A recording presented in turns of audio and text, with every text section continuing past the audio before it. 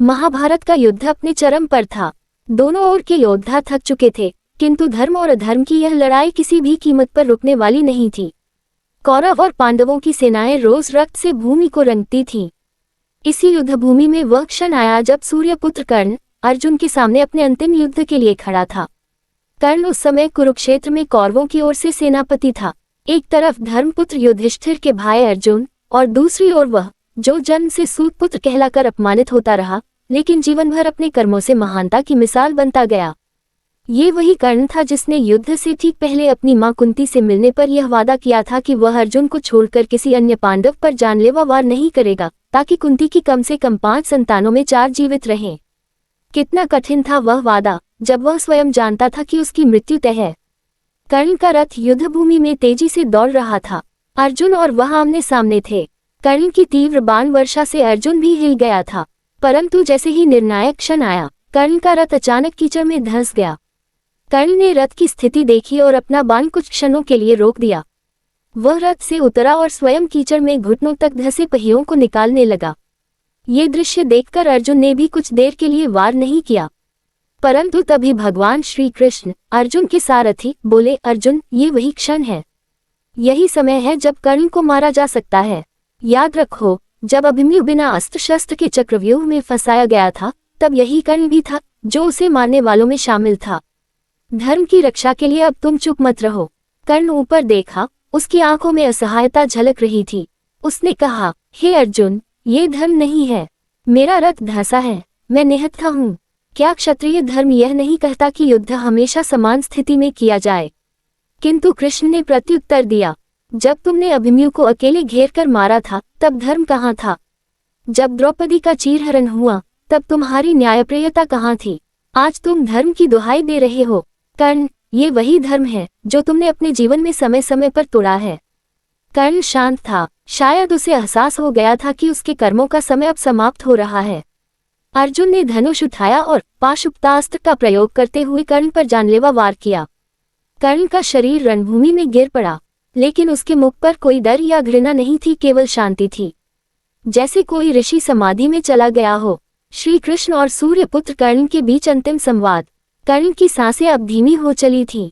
वह जानता था कि यह जीवन के अंतिम क्षण है। श्री कृष्ण उसके पास आए। अब कोई द्वेष नहीं था, न कोई पक्षपात। कृष्ण ने कहा, कर्ण, तुम अद्भुत योद्धा थे। तुम्हारा जीवन अपूर्णताओं से भरा रहा, परंतु तुमने कभी हार नहीं मानी।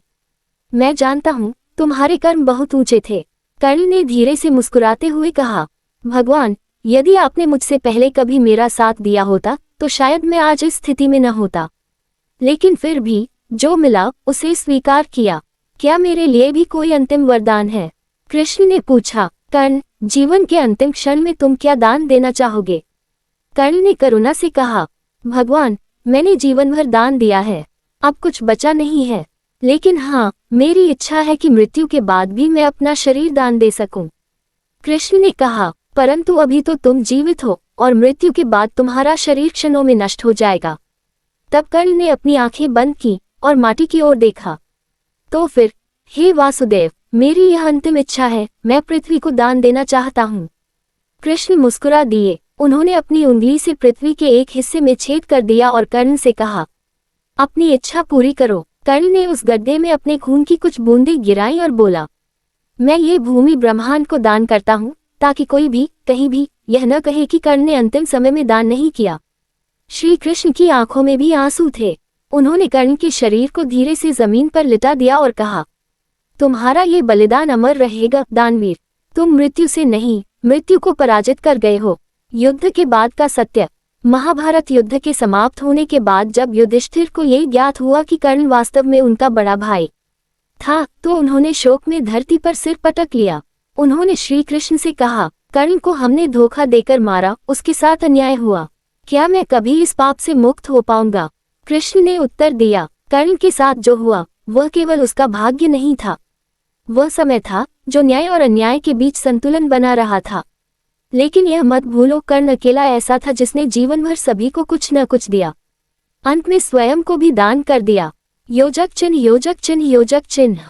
कर्ण अमर है। कर्ण का जीवन इस बात का प्रतीक है कि जन्म से महानता नहीं मिलती, वह कर्मों से अर्जित होती है। उसने अपमान सहे, अन्याय झेला, लेकिन फिर भी अपनी दानशीलता और पराक्रम से इतिहास में वह स्थान पाया जो देवताओं को भी दुर्लभ है। आज भी जब कोई व्यक्ति निस्वार्थ दान करता है तो कहा जाता है वह तो कर्ण की तरह दानवीर है।